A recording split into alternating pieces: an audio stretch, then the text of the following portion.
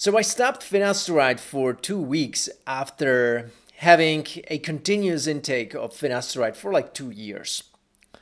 Obviously, I didn't lose hair. You don't lose hair after 2 weeks of stopping finasteride, after frequent dosing for 2 years. But there is something interesting that I have observed, something I need to share with you in this video.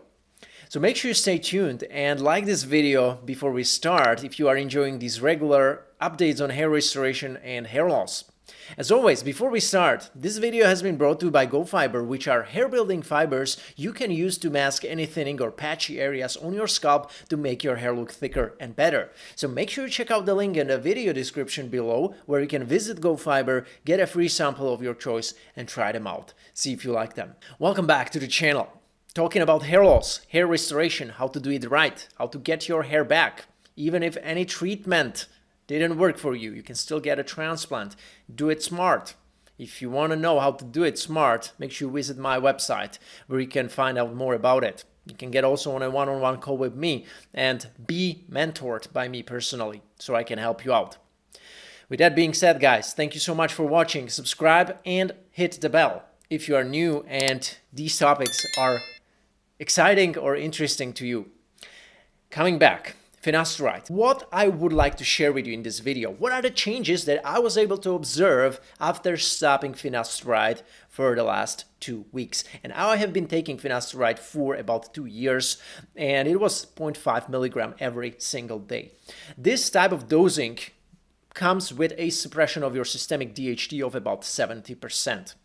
I didn't do the DHT test because it would be pointless. It's 70% DHT suppression. It had been studied in several placebo-controlled studies. There is no need to test it, in my opinion.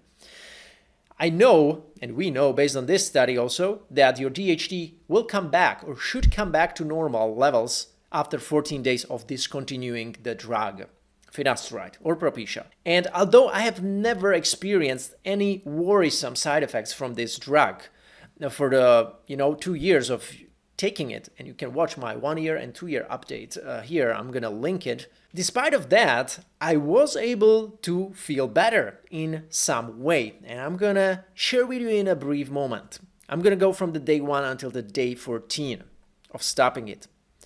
So now, the side effects that I initially got, I described already in my previous updates. It was just the slight pain in your balls, in my balls in this case.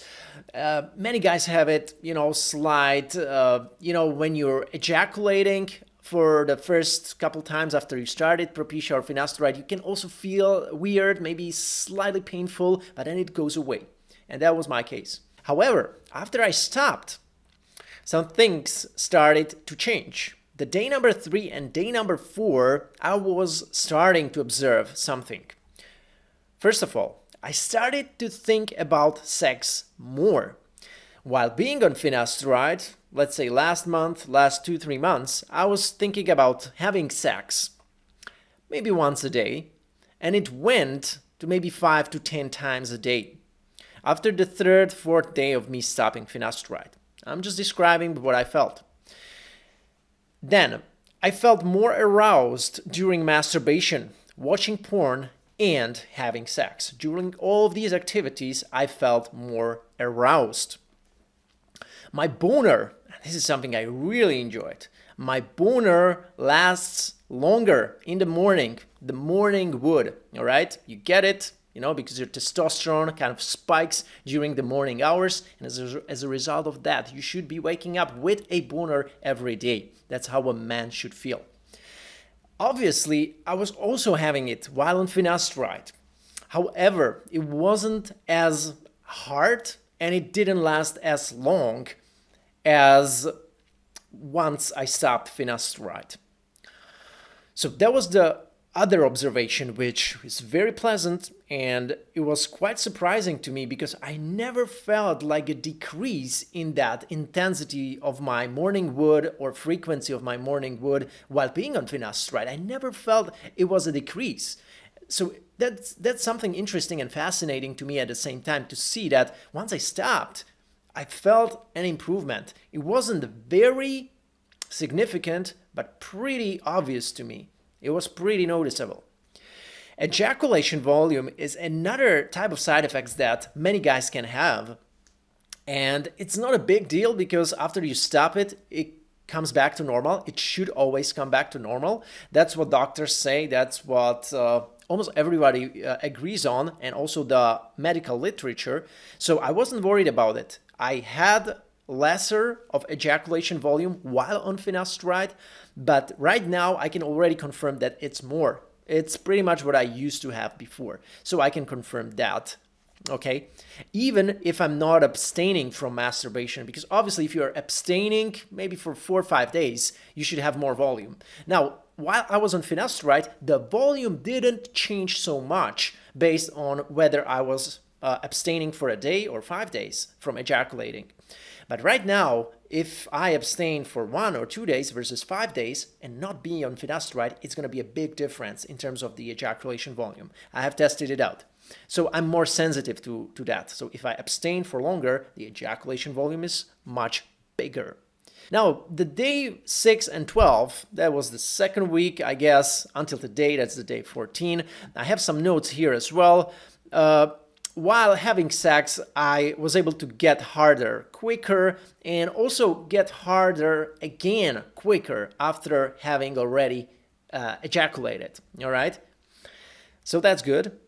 Again, thinking about sex more, also during the second week, while being off of finasteride. And obviously, if you have a better erection, you're able to get it up quick and it stays harder longer. Even that orgasm is more intense. It feels better, okay? So I can confirm that. We could discuss, but I think that the orgasms that one can have, while not being on finasteride are probably better, more enjoyable than while you are on finasteride, because also you ejaculate less, you maybe don't feel as hard, so definitely it's better here. And yeah, still no hair loss. Okay, the second week I'm not on finasteride, nothing's gonna happen. 2 weeks are fine. It's not like you're gonna start shedding like crazy.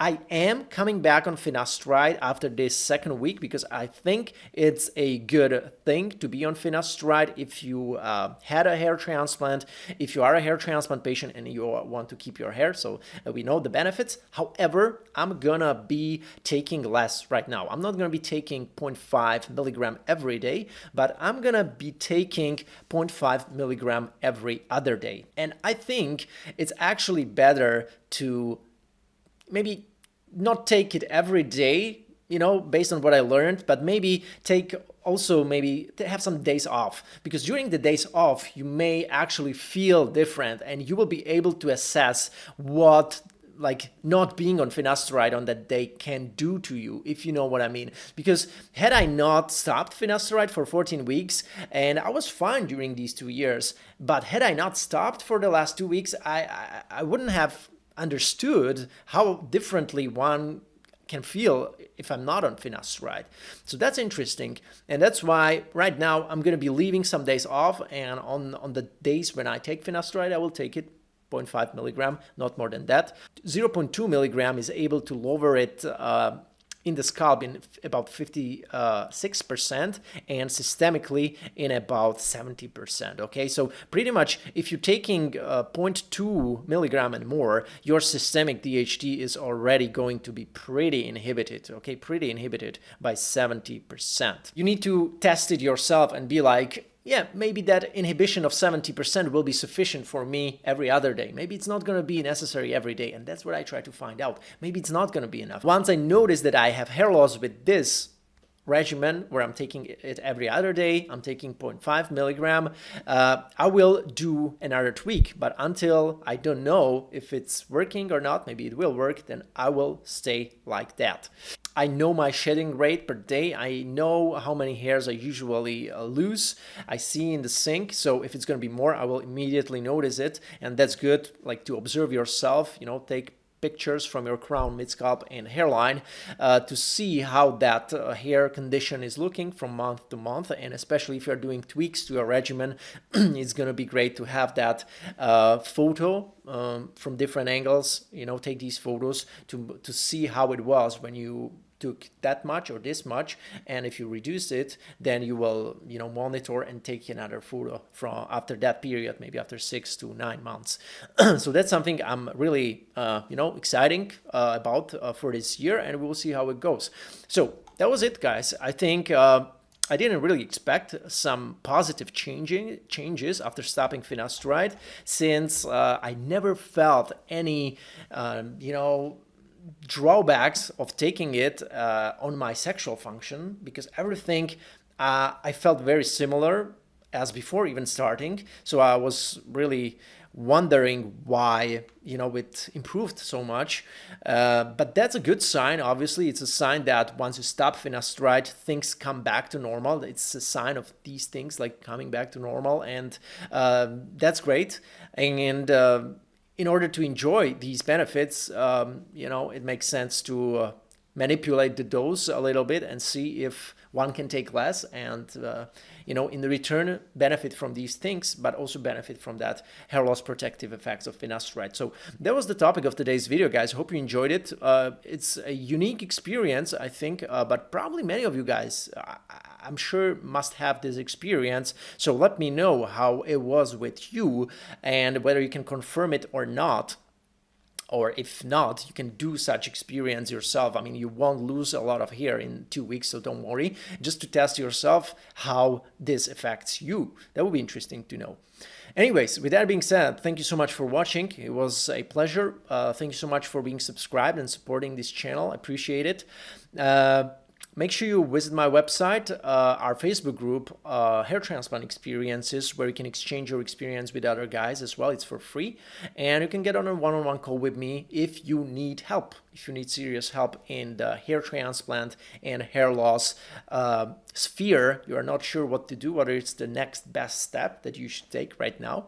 And I can help you out, be it the hair loss side, hair transplant side, or combine both of them. That's the ideal situation or ideal way to get the best result. In my opinion, that's what I'm doing as well. With that being said, thank you so much for watching, and I'm going to be looking forward to see you in another video.